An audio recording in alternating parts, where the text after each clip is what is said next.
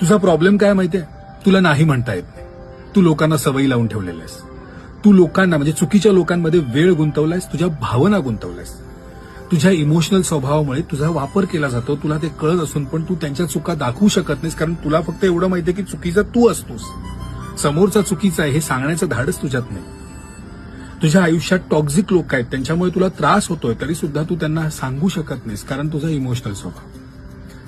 तू प्रत्येक गोष्टीचा ठेका घेतल्यासारखं समोरच्याला समजून घेत बसतोस. समोरच्याची चूक असताना सुद्धा त्याला प्रत्येक वेळेला माफ करतोस आणि तो प्रत्येक वेळेला तुझ्यावरती चुकांचा भडीमार करतो. स्वतःवरती इतका अन्याय होत असताना, इतकं टॉर्चर होत असताना पण तू फालतूची सहनशक्ती दाखवतोस. खरं तर ना, तुला स्वतःची किंमत नाहीये, स्वतःची व्हॅल्यू नाहीये, स्वतःवर प्रेम नाहीये. आणि या गोष्टीमुळे लोकांनी तुला इतकं टेकन फॉर ग्रँटेड, गृहीत धरलेलं आहे ना, की तुझा आता कचरा झालेला आहे. आणि यामुळे तुझ्या आयुष्यात सगळे प्रॉब्लेम्स आहेत.